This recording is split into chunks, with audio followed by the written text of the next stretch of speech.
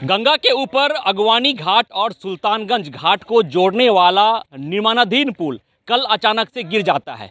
नीतीश कुमार का महत्वाकांक्षी प्रोजेक्ट धराशायी हो जाता है और देखिए इस दृश्य को, किस तरह से इस पुल की स्थिति अभी बनी हुई है।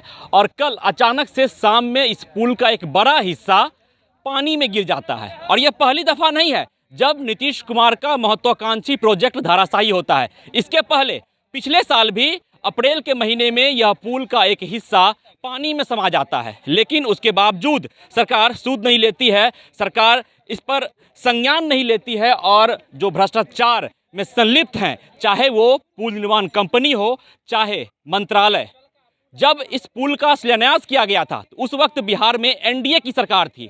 उसके बाद जब पुल का काम प्रारंभ हो गया तो तेजस्वी यादव सरकार में आ गए थे। तेजस्वी यादव उस वक्त पथ निर्माण विभाग के मंत्री हुआ करते थे, लेकिन उन्होंने इस पर कोई संज्ञान नहीं लिया। उसके बाद जब पहली दफ़ा यानी 2022 में इस पुल का एक हिस्सा गिरता है तो उस वक्त एनडीए की ही सरकार हुआ करती थी, यानी बीजेपी सरकार में थी और पथ निर्माण मंत्री थे नितिन नवीन। और एक बार फिर यानी कल जब इस पुल का एक हिस्सा गंगा में समाता है तो इस वक्त महागठबंधन की सरकार है बिहार में, और बिहार के डिप्टी सीएम हैं और पथ निर्माण मंत्री हैं तेजस्वी यादव। और तेजस्वी यादव आरोप लगाते हैं कि हमने पहले ही कह दिया था कि पुल निर्माण में गड़बड़ी है, स्ट्रक्चर में गड़बड़ी है, लेकिन सरकार ने सूद नहीं लिया। तो कहीं ना कहीं तेजस्वी यादव अब अपने ही सरकार पर सवाल खड़ा कर रहे हैं। सवाल खड़ा करना भी लाजमी है, क्योंकि देखिए स्थिति इस पुल की, किस तरह से यहाँ मटेरियल का यूज किया गया है कि एक बिना किसी हवा के, बिना किसी तूफान के, बिना किसी बाढ़ के अचानक ही पुल गिर जाता है। और साफ तौर पर यह दृश्य आपको दिखाने को मैं मजबूर हूं, क्योंकि देखिए जिस तरह से यहाँ पर ये जो कंक्रीट है, जिस तरह से इस्तेमाल किया गया है यहाँ पे कंक्रीट का, ये साफ तौर पे बातें को बयां करती है कि इसमें मटेरियल का सही से इस्तेमाल नहीं किया गया है। जो सरिया इस्तेमाल किया गया है वो सही से इस्तेमाल नहीं किया गया है। आप दृश्य देखिए, जो ये पुल की लंबाई है लगभग 3 किलोमीटर से ज़्यादा की लंबाई की पुल है और अप्रोच 25 किलोमीटर लंबा है।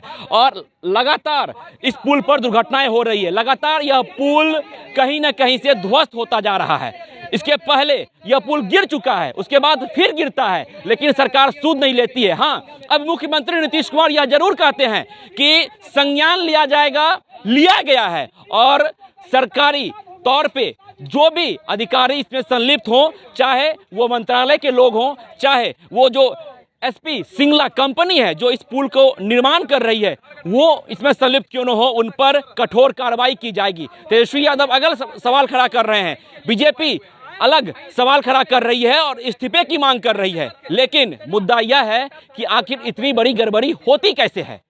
जब एक बार पुल गिर जाता है उसके बावजूद सरकार सूद नहीं लेती, संज्ञान नहीं लेती, और उसके बाद फिर से उसी पुल पर घटना हो जाती है और पुल का एक बड़ा हिस्सा गंगा में समा जाता है। बहरहाल नीतीश कुमार ने यह बात जरूर कहा है कि कार्रवाई की जाएगी, जो भी संलिप्त होंगे, चाहे वो अधिकारी हो, चाहे वो निर्माण कंपनी हो, उनके ऊपर कार्रवाई की जाएगी। लेकिन देखना दिलचस्प रहता है कि वो कार्रवाई कब तक होती है और जो सच्चाई है वो निकल कर कब सामने आती है, क्योंकि एक बड़ी पेंच इसमें फंस गई है। क्योंकि इस पुल के निर्माण में लगातार सरकार बदलती जा रही है। जब पुल का शिलान्यास किया गया तो उस वक्त एनडीए की सरकार थी, उसके बाद महागठबंधन की सरकार हुई, तेजस्वी यादव पथ निर्माण मंत्री बने, उसके बाद पुल का हिस्सा गिरता है, उस वक्त एनडीए की सरकार थी, और फिर जब पुल का हिस्सा गिरता है तो उस वक्त बिहार में महागठबंधन की सरकार रहती है। तो अब देखना दिलचस्प रहता है कि इस आरोप और प्रत्यारोप के बीच में आखिर न्याय कब मिलता है और पुल जो गिरा है उसके पीछे की वजह क्या रहती है। विश्वजीत आनंद, फर्स्ट बिहार, खगड़िया। बायोम जो है मेडिकल प्रिपरेशन का एकमात्र संस्थान, जहां है complete digital classrooms, video lectures, student tracking system, library facility and 100% result oriented rankers batch. Biome, Hinoo एवं नगरा टोली, रांची।